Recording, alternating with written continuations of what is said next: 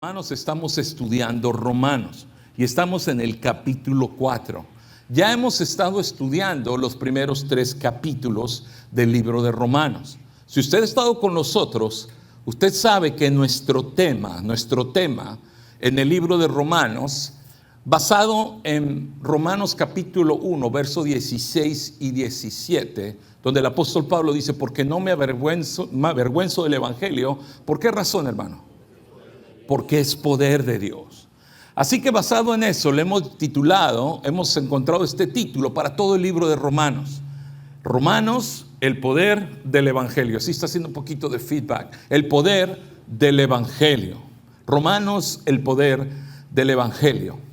Pablo tiene solamente un propósito principal en el libro de Romanos, y es mostrarnos el evangelio.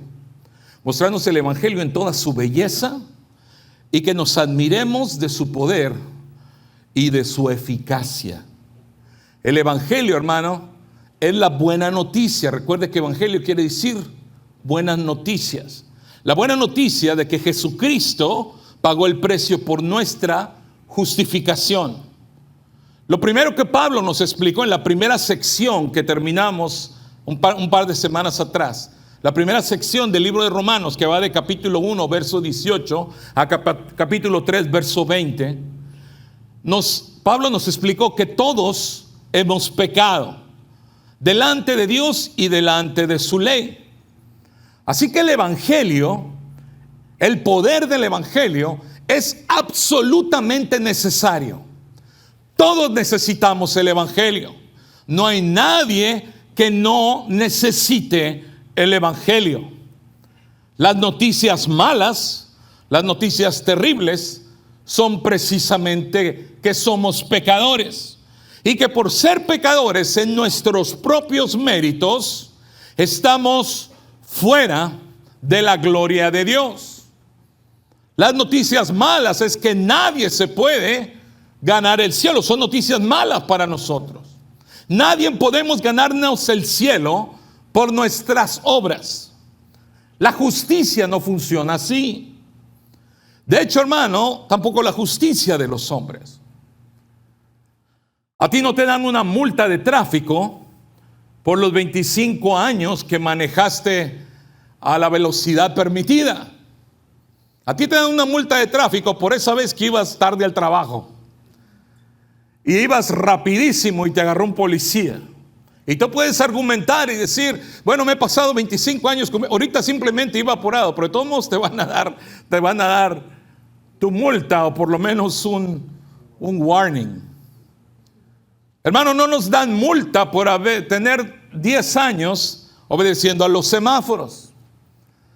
No, te van a dar multa por esa vez que te pasaste en rojo. Ven, la justicia se entretiene o mira nuestro quebranto de la ley.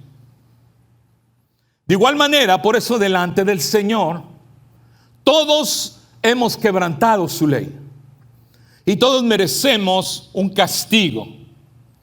No somos juzgados por las muchas veces que hicimos bien, sino por aquellas veces que quebramos la ley. Y en esos términos, todos somos pecadores y estamos destituidos de la gloria de Dios. Romanos 3:23. Y el juicio de Dios es según que, recuerda, es según verdad. Y Dios siempre es justo. La noticia buena, la noticia maravillosa, la noticia buena del evangelio es que Dios ha mostrado su justicia de otra manera. Si la ley nos condenaba, dice Romanos capítulo 13, los primeros versos, que ahora Dios ha manifestado su justicia aparte de la ley. Dele la gloria al Señor. Dios ha manifestado su justicia. Hemos sido declarados justos porque Dios abrió una manera para justificarnos. A Él sea toda la gloria. La semana pasada veíamos 3 figuras que el apóstol Pablo usa para explicar lo que Dios hizo por nosotros. La primera figura es la propiciación. ¿Alguien recuerda esta palabra propiciación? La figura es la del arca del pacto en el Antiguo Testamento, que dentro del arca del pacto estaban los 10 mandamientos y había una tapa en el arca que cubría el arca y cubría los 10 mandamientos, y esa tapa era el propiciatorio. Así también la sangre de Cristo con su sangre, Jesucristo con su sangre, cubrió la evidencia en contra nuestra. Ya no hay cargos en nuestra contra, porque Jesucristo cubrió nuestros pecados con su sangre.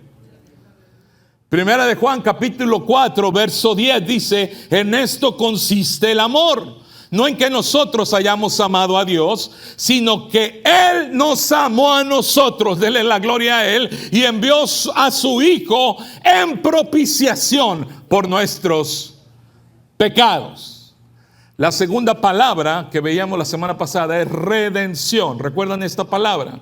La primera fue propiciación, la segunda fue redención, que es la acción de pagar por la libertad de alguien que ha caído en esclavitud, según el Antiguo Testamento. Esto era la obligación en el Antiguo Testamento del familiar más cercano.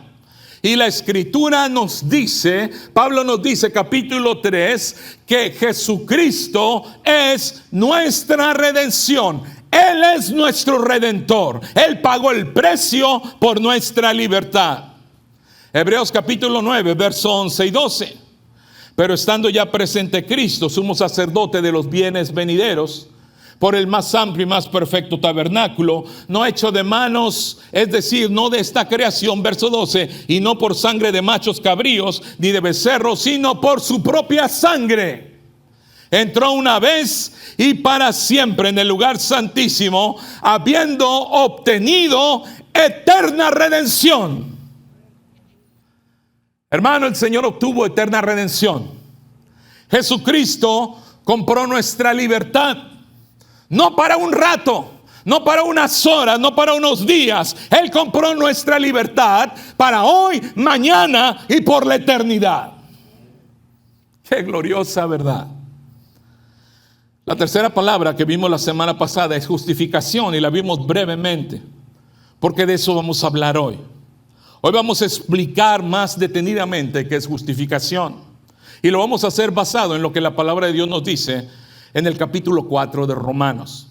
Justificación es el acto de ser declarado justo. Eso es justificación, cuando tú eres declarado justo. Si yo me parara enfrente de ustedes, o cualquier persona dijera: por mis propias obras, yo soy justo, estaría mintiendo. La Biblia dice claramente, Romanos capítulo 3, no hay justo ni aún uno. Todos hemos quebrantado la ley de Dios. Así que cualquiera que se adjudique ese título de yo soy completamente justo frente a la ley de Dios, está mintiendo. Eso es lo que dice la palabra de Dios. Pero entonces, hermano, ¿cómo Dios me puede declarar justo y permanecer veraz? ¿Cómo Dios me puede declarar justo a mí sin mentir? ¿Cómo me puede justificar? Permítame darle un ejemplo de eso. Hace unos meses atrás tuve un percance de tráfico, tuve un accidente de tráfico. Le pegué a un carro por atrás. Sí, hermano, yo tuve la culpa. Estaba distraído y le pegué a un carro y se abolló la defensa de la troca, del pickup que estaba enfrente de mí. Gracias a Dios nadie salió, fue algo muy simple, pero sí me dieron mi multa por ese incidente. Y entonces, cuando me iba a disponer a pagar esa multa, alguien me dijo que había una manera de que no solamente pagara la multa, sino que borraran ese récord, esa multa de mi récord, para que no me afectara a largo plazo en la aseguranza. Y se me hizo algo muy bueno. Así que busqué ese asunto y apliqué para eso, hice mi solicitud para eso. Y sí me dijeron que podía yo aplicar para eso, pero necesitaba cumplir ciertas condiciones. La primera cosa que me dijeron, obviamente, cuando hice la aplicación, tuve que admitir mi culpabilidad. En otras palabras, te iba a decir: esto fue mi culpa, esto fue un accidente y yo le pegué al carro por atrás. Soy culpable. Lo segundo es que tuve que hacer una clase de manejo Y después de hacer la clase de manejo, hubo un par de cosas más que tuve que hacer. Y al completar todo lo que hice, fui a la corte, fui a la oficina. Y una persona ahí en una casilla vio todos los documentos que yo llevaba. Llevaba yo 4 papeles conmigo. Y me dio un papel. Y ese papel decía algo como esto: que mi infracción delante de la ley de Texas estaba saldada. Y aunque yo tenía una cita para el día 18 de abril, este 18 de abril, para ir delante del juez, ya no tenía que hacerlo, porque había pagado mi deuda. Y no solamente había pagado mi deuda, sino que eso no va a aparecer en mi récord. Hermano, yo no fui declarado inocente. De hecho, todo lo contrario. Lo primero que tuve que hacer es aceptar que era culpable. Pero para borrar mi récord pagué el precio. Hice todo lo que me pidieron. Y ahora mi récord es como si eso no hubiera pasado. Delante de la ley de Texas no soy inocente. Pero siendo que el precio se pagó, ya nadie me va a cobrar esa infracción. Estoy bien con la justicia tejana. No soy inocente, pero estoy justificado. ¿Ves? Hay una manera de ser declarado justo, y es pagando el precio. Nosotros, hermanos, hemos infringido la ley de Dios. Y nuestra culpabilidad merece una multa, merece un precio. Y la paga del pecado es muerte. Pero no nos alcanzaba la vida, hermano. No nos alcanzan 1000 vidas. No nos alcanza todo el dinero del mundo. Nada es suficiente para pagar la deuda que tenemos. Estábamos sin esperanza. Pero bendito sea el Señor, que el Dios mismo, que es mi juez, también es mi redentor. La deuda de mi infracción, Él decidió pagarla, porque Él es mi Padre y Él nos ama. Y sí, mis hermanos, hemos quebrantado la ley de Dios. Y hay una fecha determinada para el juicio. Hay una fecha donde todos comparecerán delante del trono blanco. Pero dale gloria al Señor, porque tu deuda está pagada y no vas a tener que estar ese día delante del juez, porque tu deuda fue pagada y tu deuda fue borrada, tus pecados lanzados al fondo de la mar. Dele la gloria al Señor. Delante de la justicia de Dios hemos sido justificados. No tenemos una deuda. Si tú tienes a Cristo en tu corazón, has sido justificado. Hermano, el tema del capítulo 4 nos habla de la justificación. Y nos habla de que toda persona, todo ser que ha sido justificado por la fe. No solamente los del Nuevo Testamento, sino desde el principio en Génesis. Dios ha justificado a aquellos que han creído. Dios ha justificado por la fe. ¿Ves? La obra de Cristo no solamente se extiende 2000 años hacia el futuro, hasta nuestros días, sino también se extiende hacia atrás, a los santos del Antiguo Testamento. Nosotros creemos en lo que el Mesías hizo por nosotros. Los santos del Antiguo Testamento creyeron en lo que el Mesías iba a hacer por ellos. Al igual que todos nosotros, judíos y no judíos, todos necesitamos ser salvos. Y la única manera que podemos ser salvos es por la fe.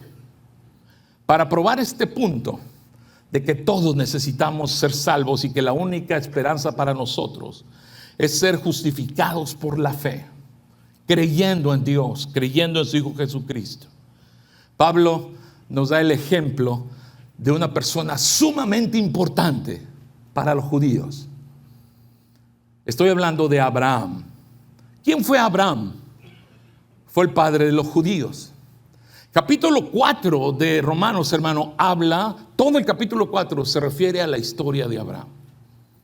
Para poder entender capítulo 4 de Romanos, antes de entrar en capítulo 4 de Romanos, tenemos que entender la historia de Abraham. Algunos detalles importantes de la historia de Abraham. Y cuando entendamos la historia de Abraham, entonces capítulo 4 se va a abrir a nuestro entendimiento de una manera maravillosa. ¿Está listo, hermanos? La palabra de Dios nos dice que Dios escogió a Abraham. Dios no escogió a una nación que ya estaba formada. Dios escogió e hizo pacto con un hombre y con su descendencia que después vendría a ser una nación. Entonces Dios hace pacto con Abraham. Génesis capítulo 12 nos habla de esto. Léalo conmigo. Dice: pero Jehová había dicho a Abraham: vete de tu tierra y de tu parentela y de la casa de tu padre a la tierra que yo te mostraré. Verso 2: y haré de ti, ¿qué iba a ser el Señor de él? Una nación grande. Y luego le dice el Señor: y te voy a bendecir y te voy a engrandecer y te engrandeceré y serás bendición. Verso 3: bendeciré a los que te bendijeren y maldeciré a los que te maldijeren, maldeciré. Y luego vea lo que dice el verso: y serán benditas en ti todas las familias de la tierra. Ese fue el pacto que Dios hizo con Abraham. Y Abraham empezó a caminar con Dios, hermano, un camino de fe el resto de su vida, confiando en Dios, esperando en Dios, tomado de las promesas de Dios, viendo la mano de Dios en toda su vida. No todo el tiempo Abraham fue fiel y estuvo completamente fiel. Tuvo momentos bajos, tuvo momentos difíciles, pero en esos momentos Abraham aprendió a vivir por fe. Su relación con Dios en cada lección que aprendía se convertía en una relación más viva, afectaba cada aspecto de su vida. Cuando Abraham hizo bien, Dios lo bendijo. Cuando hizo mal, Dios lo corrigió. Cuando Dios probó a Abraham, Abraham obedeció, porque Abraham vivió por fe. Y la escritura en capítulo 15 de Génesis nos dice esto acerca de la relación que Abraham tenía con Dios. Dice capítulo 15 de Génesis, verso 6: y creyó a Jehová, o sea, hablando de Abraham, y Abraham creyó a Jehová y le fue contado. ¿Por qué, hermano? Así que Abraham no fue justificado por sus obras, sino fue justificado ¿por qué, hermano? Por la fe. Fue justificado porque él creyó. Él creyó. Lo que él hizo, y no te quiso cosas increíbles, por fe estuvo dispuesto a sacrificar a su hijo. No es una prueba de su propia justicia, no es prueba de sus propios logros, sino es una prueba de su fe, de sus acciones que fueron el brillo de su fe, a través de sus acciones que fueron el brillo de su verdadera fe en Dios. Así que Dios confirmó su pacto con Abraham y con su descendencia. Y en capítulo 17, y esto es muy importante, capítulo 17 de Génesis, Dios pone en Abraham, en su carne, le manda a Abraham poner una señal del pacto de fe que había hecho con él. No solamente esta señal iba a estar en Abraham, es una señal que iba a estar en sus hijos y en toda su descendencia. ¿Alguien le recuerda cuál era esta señal? La circuncisión. La circuncisión era un pacto, era un recordatorio del pacto, de fe que Dios había hecho con Abraham. No un pacto de obras, es un pacto de Dios, no un pacto de los hombres. Así que es muy importante ver el orden de la historia de Abraham. Dios llama a Abraham. Abraham empieza a caminar en fe. Dios dice que Abraham es justificado por la fe. Génesis 15, 16. Y por último, Dios pone una marca en Abraham. Dios manda a Abraham circuncidarse. Con este contexto, hermano, estamos listos para ver ahora sí Romanos 4 en toda su belleza. Estamos listos para empezar a leer Romanos 4. Ya vimos la historia detrás de este precioso capítulo. Así que al leerlo no vamos a necesitar mucha explicación. Solamente lo que necesitamos hacer es poner mucha atención en lo que vamos a leer. Pablo nos quiere probar que todas las personas son justificadas por la fe. Y nos pone el ejemplo nada más y nada menos que el padre de los judíos. Y el argumento es extremadamente poderoso. Y recuerda que muchos judíos pensaban que ellos, su relación con Dios se basaba, en otras palabras, que eran salvos solamente por ser hijos de Abraham, por estar circuncidados. Pero vamos a capítulo 4, ve conmigo al verso 1. Capítulo 4, verso 1. ¿Estás conmigo, hermano? ¿Estamos juntos? ¿Qué pues diremos? Dice Pablo. ¿Qué pues diremos? Que halló a Abraham, nuestro padre según la carne. En otras palabras, ¿qué es lo que Abraham logró por sus propias fuerzas, por sus propios esfuerzos? Según su carne, ¿qué fue lo que él logró? Es una pregunta retórica. En otras palabras, es una pregunta que tiene solo una respuesta. Abraham no pudo lograr nada, su salvación, a través de sus obras, porque todos hemos pecado. Ve el verso 2. Porque si Abraham fue justificado por las obras, tiene de qué gloriarse, pero no para con Dios. ¿Qué quiere decir esto, hermanos? Que si Abraham, por sus acciones, hubiera sido capaz de salvarse, de ganarse el cielo, de ganarse la salvación por sus propias acciones, entonces Abraham se podía alzar el cuello y decir: yo me gané mi salvación. ¿Se imagina qué cosa tan terrible? Que el cielo fuera un lugar donde la gente que estuviera ahí, todos se hubieran ganado su propia salvación. ¿Se imagina el cielo con gente levantándose el cuello toda la eternidad diciendo: mira, yo hice esto para estar aquí, de esta manera me gané el cielo, hice esto y estas acciones y por eso estoy aquí? Sería un lugar terrible. Pero esa no es la visión que la Escritura nos da del cielo. La gloria sea para el Señor. El cielo es un lugar completamente diferente. Apocalipsis nos da una visión del cielo preciosa. Es un lugar donde hay millones de personas. Pero ahí, aunque hay millones de personas, solamente uno puede recibir toda la gloria. Y ese es nuestro Señor. Porque no vamos a pasar ahí la eternidad hablando de nuestros propios logros, de lo que nosotros hicimos. Ese no va a ser nuestro canto. El libro de Apocalipsis nos dice que nuestro canto va a ser otro. Nuestro canto va a ser al que nos amó y nos lavó de nuestros pecados con su sangre y nos hizo reyes y sacerdotes para Dios su Padre. A Él sea la gloria, el imperio por los siglos de los siglos. Amén. Dele la gloria al Señor. Él va a recibir toda la gloria.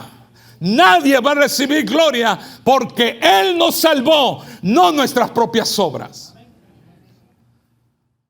Así que si Abraham se hubiera obtenido su salvación por sus propios hechos, por sus propios esfuerzos, entonces él merecería la gloria por su salvación, no Dios. Y eso está completamente en contra de lo que la palabra de Dios dice. Por eso Pablo dice en el verso 2: si hubiera sido justificado por sus obras, Abraham tendría de qué gloriarse, pero no para con Dios. Verso 3, Pablo entonces nos muestra en la Escritura que Abraham no fue justificado por sus obras. Verso 3, y luego Pablo nos dice: ¿qué dice la Escritura? Lo acabamos de leer, Génesis 15:6. ¿Qué dice la Escritura? Nos está citando un verso bíblico. ¿Recuerda qué verso es este? Es Génesis 15:6. Dice, ¿qué dice la Escritura? Dice: creyó Abraham a Dios y le fue contado por justicia. Pero al que obra, verso 4, no se le cuenta el salario como gracia, sino como ¿qué, hermano? ¿Qué quiere decir esto? Que si uno se gana la salvación por sus propias acciones, entonces lo que Dios nos da no es gracia. sino que es una deuda que Dios tendría con nosotros. ¿Te das cuenta de eso? Dice Pablo, si la salvación se ganara por las propias acciones de uno, entonces la salvación sería un salario y no por gracia. Pero bendito sea el Señor. En el verso 5 se nos dice que el Señor nos salvó por gracia. Ve el verso 5. Mas al que no obra, en otras palabras, al que no es salvo por sus obras, sino que cree en aquel que justifica ¿a quién, hermano? Al pecador, al impío. Su fe le ha sido contada por justicia. Dele la gloria al Señor. Así que cada uno de nosotros no nos ganamos el cielo por nuestras obras. Somos justificados por la fe y por gracia. La palabra gracia, hermano, es una palabra que tenemos que entender. La palabra gracia es recibir algo que yo no me merezco. Imagínate que un niño está jugando con el teléfono celular de su padre y su padre le dice: devuélveme el teléfono. Y aquel niño dice: no te lo quiero regresar. Y el papá insiste. Y el niño se enoja, agarra el celular y lo avienta al suelo. Y el celular cae y se hace en 1000 pedazos. Qué cosa tan terrible, ¿no es cierto? Aquel niño merece un castigo, merece ser disciplinado. ¿Cuántos están de acuerdo conmigo? Si el papá decide no castigarlo, eso se llama misericordia. Eso es misericordia. Misericordia es no recibir lo que yo me merezco. Cuando yo no recibo lo que me merezco, eso es misericordia. Ahora, ¿qué pasaría si el papá dice: no te voy a castigar, y además súbete al carro porque te voy a ir a comprar un raspado? Yo sé, hermano, que muchos papás están diciendo: eso es terrible.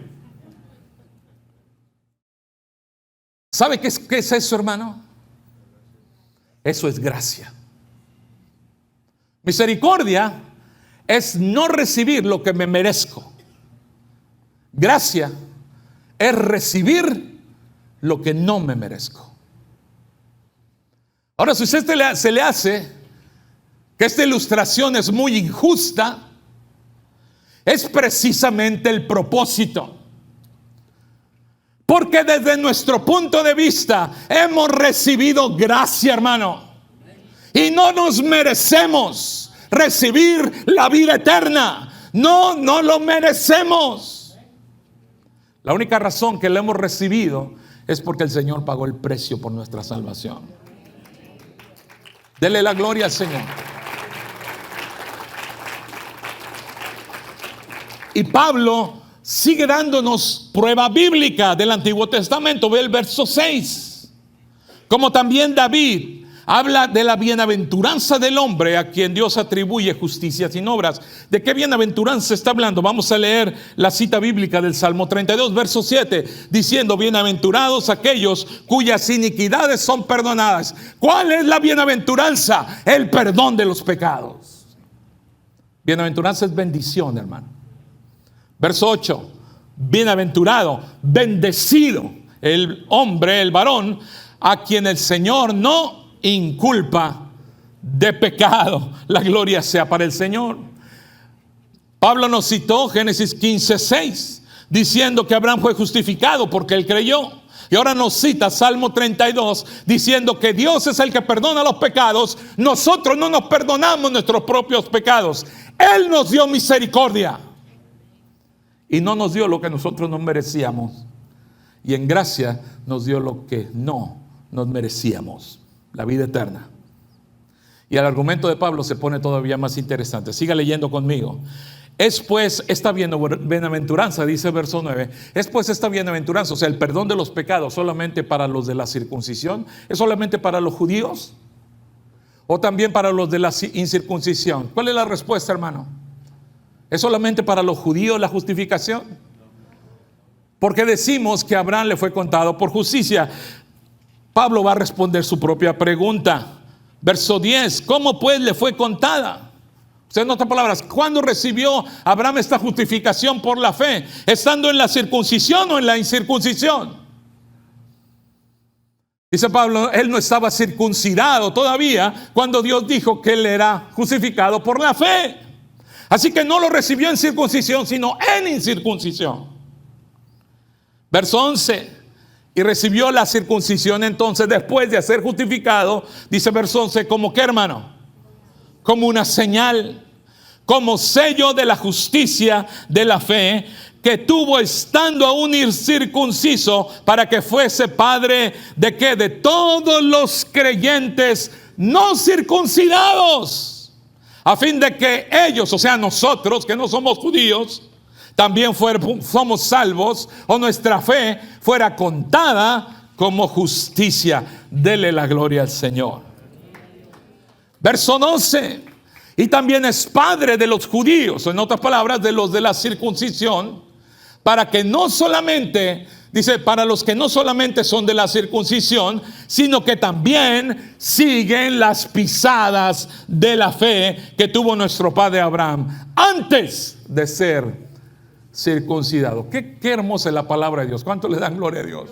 Es clara la palabra de Dios. Ve cómo estudiar la historia de Abraham nos da claridad en este pasaje. Es claro, lo leemos y vemos el argumento de Pablo y decimos, qué hermosa realidad. Verso 14. Porque si los que son herederos de la ley, los que son de la ley, disculpe, son solamente los herederos, en otras palabras, si solamente los judíos se pueden salvar, vana resulta la fe y anulada la promesa. Y esto lo veíamos en la primera sección de Romanos. Ve lo que dice el verso 15. Porque la ley produce, ¿qué, hermano? Ira. Recuerda Romanos 1:18. La ira de Dios se manifiesta contra toda impiedad y toda injusticia. La ley produce ira, pero donde no hay ley tampoco hay transgresión. En otras palabras, la ley, los 10 mandamientos me muestran que yo soy pecador. Y ese es el propósito de Dios en darnos su ley. Demostrar la santidad que Él tiene y nuestra necesidad de Él. Verso 16. Por tanto, léalo conmigo en voz alta. Este verso tenemos que leerlo todos juntos porque es maravilloso. Dice el verso, porque aquí es la conclusión de Pablo de todo este argumento. ¿Qué dice Pablo? Léalo conmigo. Por tanto, es por fe para que sea, a fin de que la promesa sea firme para toda su descendencia. No solamente para la que es de la ley, sino también para la que es de la fe de Abraham, el cual es padre de todos. La gloria sea para el Señor. Vea las primeras palabras. Entonces la salvación es por fe y para que sea por gracia, un regalo no merecido. Y Abraham, hermano, no solamente fue justificado por fe. En otras palabras, la fe no solamente es la razón de su relación con Dios, sino que Abraham el resto de su vida vivió por fe. El cristiano es salvo por fe para vivir por fe. En otras palabras, Dios te salva porque crees en Él. Pero esa fe tiene que sustentarte el resto de tu vida. Y entonces Pablo nos empieza a hablar de esa experiencia de Abraham. De cómo Abraham, siendo ya justificado, caminó con Dios el resto de su vida. Y capítulo 4, verso 17 en adelante, nos relata esa historia. Verso 17, como está escrito, te he puesto como padre de muchas gentes delante de Dios a quien creyó, el cual da vida a los muertos y llama las cosas que no son como si fuesen. Y lo dice el verso 18, él creyó en esperanza contra esperanza. En otras palabras, lo que quiere decir es que Abraham tuvo esperanza cuando era difícil tener esperanza. ¿Cuál fue la prueba más grande que tuvo Abraham en su vida? Que Dios le había prometido descendencia. ¿Y qué pasaba con él y su esposa? No podían tener hijos. ¿Y qué edad tenían ellos? Eran ancianos. Por eso dice la Biblia, estaba teniendo esperanza en una situación que era imposible tener esperanza. Esperanza contra esperanza. ¿Para qué? Para llegar a ser padre de muchas gentes. ¿Y por qué lo creyó? Porque Dios le había dado una palabra conforme a lo que se le había dicho. Así será tu descendencia. La gloria sea para el Señor. Sigue diciendo el verso 19. ¿Y qué pasó cuando no llegaba la promesa? Abraham siguió viviendo por fe. Verso 19. Y su fe no se debilitó en la fe al considerar su cuerpo, que estaba ya como muerto, siendo de casi ¿qué? 100 años. O tampoco se desanimó al ver la esterilidad de la matriz de su esposa. Tampoco dudó, versos 20, por incredulidad de la promesa de Dios, sino que ¿qué hizo Abraham? ¿Cómo vivió Abraham? ¿Se fortaleció en qué? Se fortaleció en fe, dándole la gloria a Dios. ¿Y sabe cómo estaba fortalecido? Lea conmigo en voz alta el verso 21. Plenamente convencido de que era también poderoso para hacer todo lo que había prometido. ¿Cuántos están seguros que Dios es poderoso para cumplir sus promesas? Eso es fortalecerse en fe. Así es como debe vivir el cristiano, hermano. No podemos vivir de otra manera. Somos justificados por fe. Y tenemos que seguir viviendo en fe, sabiendo que el Señor que nos salvó es el Señor que nos sostiene. Por lo cual también, verso 22, su fe le fue contada por justicia. Y aquí está lo maravilloso de todo este pasaje, que Pablo ahora nos trae la enseñanza y nos la aplica a nuestra vida. Y todo lo que hemos dicho, dice Pablo de Abraham, verso 23. Y no solamente con respecto a Abraham, o sea, a él se escribe lo que le fue contada por justicia su fe. Verso 24, sino también con respecto a quién, hermano. Con respecto a nosotros, dele la gloria al Señor, a quienes ha de ser contada, esto es, a los que creemos que en el que levantó, de los muertos a Jesús, Señor nuestro. La gloria para Él. Verso 25, el cual fue entregado por nuestras transgresiones y fue resucitado para nuestra justificación. Abraham creyó que aún en ese momento tan difícil, ya siendo un anciano, siendo imposible humanamente hablando, de que él y su esposa pudieran tener descendencia, Abraham creyó de que Dios era poderoso para hacer cualquier cosa que él había prometido. Y Pablo compara eso a lo que el cristiano cree. Nosotros creemos en algo humanamente imposible. Creemos que Cristo se levantó de los muertos. Y lo creemos no solamente ciegamente.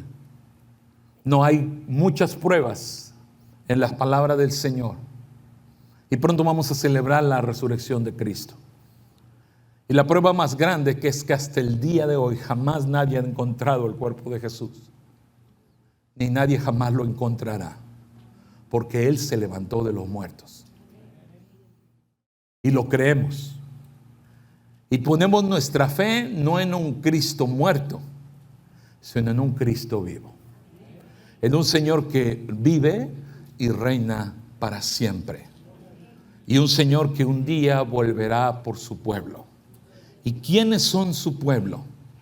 aquellos cuyos pecados han sido perdonados, aquellos que han recibido misericordia, que no van a recibir el castigo por su pecado, sino que han recibido también, encima de misericordia, han recibido gracia, la vida eterna. Y Él va a venir por aquellos que han sido justificados por la fe. De otras palabras, por aquellos que han creído. Así que en el nombre del Señor te invito. Si tú no has hecho tu decisión de venir a Jesucristo, ¿qué esperas? No se trata de conocer todo. Se trata de vivir por fe. Pon tu fe en aquel que es poderoso. Recuerda lo que acabamos de leer, para cumplir todo lo que Él ha prometido. Pon tu fe en Jesucristo. Inclina tu rostro, vamos a orar.